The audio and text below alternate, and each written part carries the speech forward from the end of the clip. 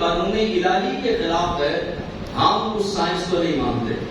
ہم اتنی سائنس کو مانیں گے جو شریعت کے دائرے کے اندر رہے اور جو اللہ کے اور اللہ کے رسول کے قوانین کو نہ توڑے. وہ سائنس تو قابل تسلیم ہے، لیکن وہ قابل تسلیم سائنس نہیں جو سائنس اللہ کے قوانین کے خلاف ہو. اعلیٰ حضرت امام احمد رضا خان کے پاس ایک ذائچہ بنانے والا شخص ذائچہ بنا کر جو حساب کتاب لگاتے تھے، پہلے اخبار کے اندر بھی، آج بھی کچھ لوگ ہیں اور کئی ہمارے پاس بھی آتے ہیں کہ جناب میرا حساب کریں. میں نے کہا حساب تو انشاءاللہ قبر میں ہوگا 3 سوال اور قیامت والے دن حساب ہوگا تو 5 سوال ہوں گے. یہ 8 سوالوں کی تیاری کرو. حساب لینے والی تو رب کی ذات ہے، میں کون ہوتا ہوں کہ آپ کا حساب لگانے والا. تو حساب یہ جو ہے کہ ہندوؤں سے چلا. وہ کہتے تھے نجومیوں کے پاس اور ذائچہ بنانے والے لوگوں کے پاس جا کر کہتے تھے ہمارا حساب لگائیں. استخارہ جو ہے اس کی شریعت کے اندر گنجائش ہے. استخارہ کرنا یا استخارہ کروانا اس کی گنجائش ہے. حسابوں کی گنجائش جو ہے یہ سمجھ سے باہر ہے. اعلیٰ حضرت امام احمد رضا خان کے پاس یہی کہ حساب لگانے والا شخص آ کے بیٹھا اور باتیں کرنے لگا کہ میں نے فلاں وقت میں ذائچہ بنایا، میں نے وقت کے حکمران کو دیا، میرا ذائچہ صحیح نکلا. میں نے فلاں وقت میں ذائچہ بنایا، میں نے فلاں آدمی کو کہا کہ 3 دن کے بعد تو مر جائے گا، وہ مر گیا. میں نے فلاں ذائچہ بنایا، میں نے کہا کہ ادھر شادی نہ کرو، انہوں نے شادی کی تو نقصان ہوا. وہ اپنے ذائچوں کی تعریف کر رہا تھا. امام احمد رضا خان فقیر آدمی، درویش آدمی، وقت کے ولی اور مجدد تھے، عالم باعمل تھے. آپ نے مسکراتے ہوئے فرمایا میاں یہ بتا کہ تیرے ذائچے کیا کہتے ہیں کہ بارش کب ہوگی. اس نے جلدی سے ذائچہ بنا کر کہا کہ 1 مہینہ تو بارش ہو ہی نہیں سکتی. آپ نے فرمایا غلط بات ہے، ایسا نہیں کہتے کہ 1 مہینہ بارش ہو ہی نہیں سکتی. تو کہہ کہ میرا علم یہ کہتا ہے کہ 1 مہینہ بارش نہیں ہوگی، اللہ چاہے تو بھی ہو سکتی ہے. اس نے کہا جی بالکل ٹھیک ہے، لیکن ستاروں کی گردش اور ذائچے کے تمام تر معاملات یہ بتا رہے ہیں کہ 1 مہینہ بارش نہیں ہوگی. جس کو بات سمجھ نہیں آنی، وقت کا امام بھی سامنے بیٹھا ہو تو بات سمجھ نہیں آتی. اگر ہماری کوئی نہ سمجھے تو ہمیں دکھ نہیں ہوتا، کیونکہ وقت کے امام کے سامنے بیٹھ کر ذائچہ بنانے والا شخص سمجھانے والے اعلیٰ حضرت ہوں تو بتاؤ کہ کتنا حسین انداز ہوگا. لیکن اس کے باوجود بھی وہ بندہ سمجھ نہیں رہا. اور جن کی عظمت و شان رب قرآن کے اندر بیان کرتا ہے، وہ ولی کامل سامنے بیٹھ کر سمجھا رہے ہیں کہ ٹھیک ہے تیرے ذائچے یہ کہتے ہیں، مگر تو یہ کہے کہ میرے ذائچوں کا یہ حساب ہے، مگر رب جب چاہے بارش برسا سکتا ہے. اس نے کہا بات ٹھیک ہے لیکن 1 مہینہ بارش نہیں ہوگی. آپ نے فرمایا کہ ایک گھڑی پاس پڑی تھی، سوئیوں والی گھڑی. آپ نے وہ گھڑی پکڑی اور پکڑ کے اس کی سوئی گھما دی. مثال کے طور پہ 12 بجے تھے تو 2 بج گئے. سوئی گھمائی تو آپ نے فرمایا کہ جب میں نے سوئی گھمائی اس وقت کیا ٹائم تھا؟ اس نے کہا 12 بجے تھے. آپ نے فرمایا اب کیا ٹائم ہوا؟ تو اس نے کہا 2 بج گئے. فرمایا کہ کوئی وقت لگا؟ کہنے لگا نہیں. تو فرمایا کہ اگر یہ گھڑی میرے قبضے میں ہے تو میں جب چاہوں سوئیاں گھما دوں تو پوری کائنات، سارے ستارے، سارے سیارے، زمین و آسمان، عرش و فلک، لوح قلم، کرسی، کائنات کا ذرہ ذرہ یہ رب کے قبضے میں ہے. رب جب چاہے ستاروں کو گھما دے اور بارش کو برسا دے. کہنے لگا آپ کی بات ٹھیک ہے لیکن میرے ساتھی یہ کہتے ہیں اور 1 مہینہ بارش نہیں ہو سکتی. اب جب کوئی دلیل کی بات نہ سنیں، آپ نے ایک اور دلیل دی. آپ نے فرمایا کہ اللہ کے حبیب علیہ السلام کا دربار لگا تھا. حضرت انس بن مالک رضی اللہ تعالی عنہ کہتے ہیں کہ دیہاتوں کے کچھ لوگ حضور کی بارگاہ میں آئے، آپ کے ہاتھ باندھے، عرض کیا فدا کا ابی و امی و قلبی و نفسی یا رسول اللہ صلی اللہ علیہ وسلم. یا رسول اللہ ہمارے ماں باپ آپ پر قربان، قحط پڑ گیا ہے، ایک ایک قطرے کو ترس رہے ہیں، بارش نہیں برس رہی، آپ مہربانی کیجیے، دعا کیجیے. تو اعلیٰ حضرت امام احمد رضا خان فرمانے لگے کہ حضور نے ہاتھ اٹھائے، ابھی ہاتھ اٹھائے تھے، بارش کے آثار کچھ نہیں تھے، دھوپ سخت تھی، کڑکتی دھوپ تھی، لیکن حضور نے ہاتھ اٹھائے تو کالے بادلوں کی گھٹائیں آنا شروع ہو گئی، اور ابھی ہاتھ آپ کے چہرے وضوحات تک نہیں پہنچے تھے کہ بارش نے برسنا شروع کر دیا۔ اگر حضور چاہیں تو بارش برس جاتی ہے، جب رب چاہے تو کیسے نہیں برس سکتی؟ لیکن وہ دلیل اس کو یہ بھی سمجھ نہ آئے، کہنے لگا نہیں میرے مطابق جو ہے، میرے مطابق بھی نہیں، کہنے لگا مہینہ بارش ہو ہی نہیں سکتی، آپ جلال میں آئے۔ جب کوئی دلیل کی زبان نہ سمجھے تو پھر جلال تو آتا ہے، آپ جلال میں پروموٹ، یہاں سے چلا جا، نکل جائے یہاں سے۔ آپ نے اٹھایا اور جب جیسے ہی اس نے دروازہ کھولا، آپ کے کمرے کے دروازے کو کھول کر باہر نکلا تو باہر تیز دھار بارش ہو رہی ہے۔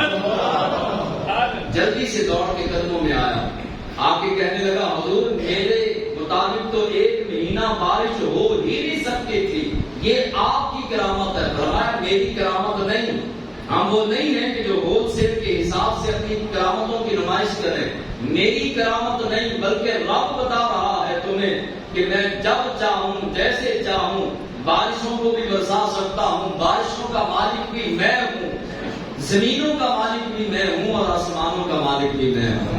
رب تمہیں سمجھا رہا ہے۔ اعلیٰ حضرت امام احمد رضا خان کا ایمان کتنا پختہ تھا۔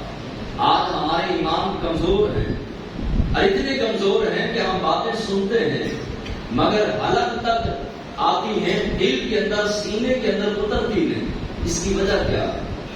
خالی سن لینا کمال ہے یا ممبر پر بیٹھ کر سنا لینا کمال ہے؟ نہیں، یہ کمال نہیں ہے۔ کمال ہے کہ حلق سے نیچے بات اترے، دل کی دنیا کو جا کر وہ بات جھنجھوڑ دے، اور ایمان اتنا پختہ ہو کہ فوری اس پر عمل کرنے کو جی چاہے۔ ہم نے کئی باتیں سنی ہیں کہ اللہ کی راہ میں دو گے تو ایک کے بدلے 10 ملے گا، صرف سنی ہے، پختہ ایمان نہیں ہے۔ یقین کہہ سکتے ہیں مگر ایمان ہمارا نہیں ہے۔ بہت ساری حضور کی احادیث ہیں، اب ان احادیث کو جانتے بھی ہیں اور سنتے بھی ہیں اور سناتے بھی ہیں مگر پختہ ایمان نہیں۔ جس طرح ہم نے یہ سواری کی دعا کے حوالے سے یہ سن رکھا ہے کہ جو سفر میں سواری پر بیٹھتے ہوئے یہ پڑھ لے سبحان الذی سخر لنا ھذا وما كنا له مقرنین وانا الی ربنا لمنقلبون، اگر یہ کوئی دعا پڑھ لے تو حادثے سے محفوظ رہے گا۔ لیکن اس کے باوجود پڑھ لیتے ہیں، پڑھتے بھی ہیں، عمل کر لیتے ہیں، کامل یقین نہیں۔ اعلیٰ حضرت کا یقین دیکھیے، آپ سمندری سفر میں جا رہے تھے حج کے لیے، جہاز میں بیٹھے ہیں، بحری جہاز کے اندر بیٹھے ہیں، اعلیٰ حضرت امام احمد رضا خان علیہ رحمۃ الرحمان، آپ نے سفر کی دعا جو ہے وہ پڑھی، اچانک جو ہے وہ سمندر کے درمیان میں جب جہاز پہنچا، کشتی پہنچی تو طوفان آ گیا۔ اب طوفان اتنا سخت تھا کہ لوگ چیخیں مارنے لگے، اور کشتی جو ہے وہ ہچکولے کھانے لگی، اور چیخوں کی آوازیں کشتی کے اندر سے آنے لگی، لوگ رونے لگے، چیخیں مارنے لگے، بھاگ دوڑ کرنے لگے، پریشان ہو گئے۔ امام احمد رضا خان نے کس طرح ہاتھ اٹھایا؟ سبحان اللہ! میں سارے بیٹھ جاؤں، میں قسم کھا کے کہتا ہوں کہ کشتی کو کچھ نہیں ہوگا، ہم سارے خیر و عافیت کے ساتھ اپنی منزل پر پہنچیں گے، لہذا بیٹھ جاؤ، کشتی نہیں ڈوبے گی، یہ طوفان ہمارا کچھ نہیں بگاڑ سکتا۔ تھوڑی دیر گزری، طوفان چلا گیا، کشتی کنارے لگی، لوگ قدموں میں آئے، بیٹھے۔ حضور آپ نے کہا تھا کہ سارے بیٹھ جاؤ، ہم بیٹھ گئے، ہم چیخیں مار رہے تھے، رو رہے تھے، موت کا انتظار تھا، سامنے موت کھڑی تھی، لیکن آپ مطمئن بیٹھے تھے۔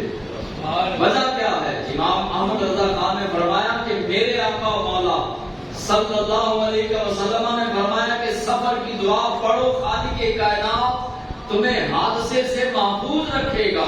جب میرے آقا نے فرما دیا تو طوفان کی جرأت کیا ہے؟ ہماری کشتی کو ڈبو دے، یہ سمندر کی اور طوفان کی جرأت نہیں ہو سکتی، کیونکہ میرے آقا کی زبان وما ینطق عن الہوا سے نکلا کہ حادثے سے محفوظ رہو گے تو ہم محفوظ رہیں گے۔ میرا ایمان تھا کہ میں اور آپ اور یہ سواری محفوظ رہے گی، اس قدر ایمان ہونا چاہیے اپنے دین پر، اللہ کے محبوب کی احادیث پر، اللہ کے وعدوں پر۔ اعلیٰ حضرت کے پاس ایک شخص آیا، اس نے لمبے لمبے بال رکھے تھے اور وہ بال جو ہے وہ کندھے سے نیچے آ رہے تھے. حالانکہ سنت طریقہ یہ ہے کہ آدھے کان کی لو تک، پورے کان کی لو تک یا اتنے بال ہوں کہ صرف جو ہے وہ کندھوں کو چھوئیں، کندھوں سے نیچے نہ آئیں، کندھوں تک، باقی نیچے آنا یہ اللہ کے محبوب علیہ السلام کی صحیح حدیث اور بخاری اور ترمذی اور امام مسلم نے بھی لکھا، یہ متفق علیہ حدیث ہے. فرمایا کہ اگر مرد کے بال کندھوں سے نیچے آئیں گے یہ عورتوں کے ساتھ تشبیہ ہے اور فرمایا یہ حرام ہے. آج جو ہے وہ آپ نے دیکھا ہوگا کئی لوگوں کے بال، کئی جو اپنے آپ کو پیر کہتے ہیں ان کے بال کندھوں سے نیچے ہیں. اعلیٰ حضرت نے چوتھی جلد کے اندر بھی، تیسری جلد کے اندر بھی اور 18ویں جلد کے اندر بھی آپ نے حرام لکھا اس کو. آپ نے فرمایا اس بندے سے کہا کہ یہ تیرے بال کندھوں سے نیچے ہیں، ان کو تھوڑا سا اٹھا اور ان کو چھوٹا کروا. وہ کہنے لگا نہیں میں چھوٹا نہیں کروا سکتا، وہ اس لیے کہ یہ لمبے بال میرے پیر کے بھی ہیں.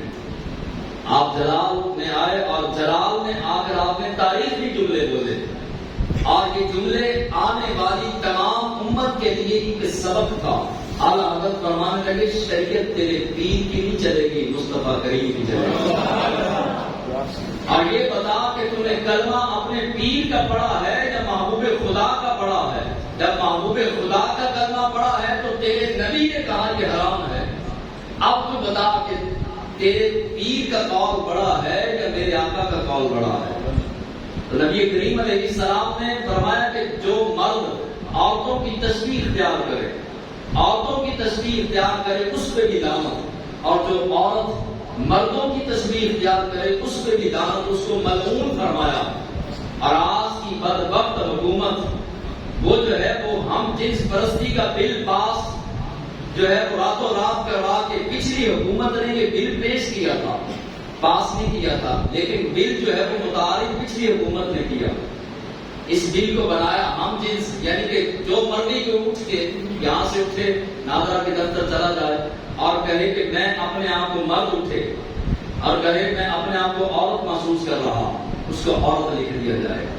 یہ اللہ کے قرآن کے خلاف، اللہ کے محبوب کے فرمان کے خلاف اور ساری شریعت کے خلاف. کوئی عورت اٹھے اور جا کے کہے کہ میں اندر سے اپنے آپ کو مرد محسوس کرتی ہوں، نہ میڈیکل بورڈ بیٹھے گا، نہ اس کا میڈیکل ٹیسٹ ہوگا، کچھ بھی نہیں، بس اس کو جو ہے وہ مرد لکھ دیا جائے گا. اب جب مرد اور عورت، مرد اپنے آپ کو عورت لکھوا لے، عورت اپنے آپ کو مرد لکھوا لے، مرد اور عورت کی شادی ہوتی ہے تو کل کو یہ اسی آئی ڈی کارڈ پر اور اسی شناختی کارڈ پر جو ہے وہ مرد مرد سے اور عورت عورت سے شادیاں کرتے پھریں گے. اور یہی راستہ جو ہے وہ ہم بات کرنے کے لیے یورپ کے کمینوں کے ٹکڑوں پہ پلنے والے یہ کمینے حکمران، انہوں نے اسی جو ہے وہ چیز کو آگے بڑھانے کے لیے، کیونکہ یورپ کے کئی ملکوں کے اندر یہ ہم جنس پرستی جو ہے وہ عام ہے اور اس کو قانونی تحفظ حاصل ہے. اللہ کے حبیب علیہ السلام کی بارگاہ میں شخص آیا، اس نے ہاتھوں پہ مہندی لگائی تھی. آپ نے حضرت علی کو بلایا، فرمایا شیر خدا ادھر آئیے، اس کا ہاتھ پکڑیے اور اس کو شہر بدر کر دیں. اگر یہ اس شہر میں رہا تو اس کو قتل کر دیا جائے گا. مہندی لگانے پر اور ساری کی ساری جنس بدلنے پر کوئی جو ہے وہ لعنت نہیں برسے گی. اور اس قانون کے بنانے والے، اس قانون کے پاس کروانے والے، متعارف کروانے والے، یہ دونوں حکومتیں، پچھلی حکومت اور یہ حکومت، ان دونوں نے مل کے یہ یورپ کی غلامی کا حق ادا کیا اور جو ہے وہ پارلیمنٹ کے اندر سے یہ قانون پاس کروا لیا. اور یہ پاس کروایا مخنثین کے لیے، یعنی کہ جن کو ہم خسرے کہتے ہیں، مخنثین کی آڑ کے اندر یہ حملہ کیا اسلام کی بنیادوں پر، اسلام کی حدوں کو توڑا، اللہ کے قوانین کو توڑا، حضور علیہ السلام کی شریعت کو توڑا.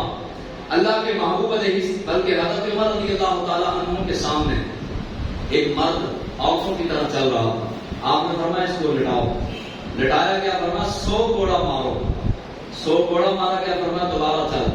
تو دوبارہ چلا تو اکڑ کے مردوں کی طرح چل رہا تھا. فرمایا کہ اب اگر چلا عورتوں کی طرح تو تیری جو ہے وہ گردن اڑا دی جائے گی. رب نے تجھے مرد بنایا ہے اور تو چلتا عورتوں کی طرح ہے. یہ شریعت ہے، یہ اسلام ہے. اور یہاں پہ تحفظ دیا جا رہا ہے کہ جو بدبخت مرضی اٹھے اور اٹھ کے کہے کہ میں اپنے آپ کو عورت فیل کر رہا ہوں. مجھے عورت لکھ دیا جائے. ناظرہ والے پابند ہوں گے کہ وہ عورت لکھ دیں گے. کوئی عورت اٹھے اور جا کے ناظرہ کے دفتر جا کے کہے کہ میں اپنے آپ کو اندر سے فیل کر رہی ہوں کہ میں کر رہی نہیں کر رہا ہوں، یعنی میں مرد ہوں، تو ناظرہ والے پابند ہوں گے اس کو مرد لکھنے پر. تب یہ کہاں پر بات جائے گی؟ مسلمان معاشرے کو کس جانب یہ حکمران لے کر جا رہے ہیں؟ لیکن ہمیں تو روٹی سے فرصت نہیں، ہم نے حکمرانوں کو کیا پوچھنا ہے؟ ہم تو سارے پڑے ہیں روٹی کے چکر میں. ہم تو اپنی ضروریات کے گرد اس طرح گھوم رہے ہیں جس طرح کولو کا بیل جو ہے وہ کولو کے گرد گھومتا ہے، ہم اپنی ضرورتوں کے گرد گھوم رہے ہیں. شریعت کا مذاق اڑایا جائے، اسلام کی بنیادوں کے اور اسلام کی سرحدوں کے خلاف کوئی عمل ہو جائے، ہم نے کوئی بات نہیں کرنی، کیونکہ بعضوں کے وہ لیڈر بھی ہوگا. اب بعضوں کا یہ حکمران لیڈر ہے، بعضوں کا پچھڑا ہے. اب میں نے پچھلے جمعے جو ہے وہ پچھلی حکومت کے خلاف بات کی تو اس کے ماننے والے ناراض. آج اس حکومت کے خلاف بات کر رہا ہوں تو یہ بھی ناراض ہوں گے. میں کہتا ہوں سارا زمانہ ناراض ہو جائے، بس مدینے والا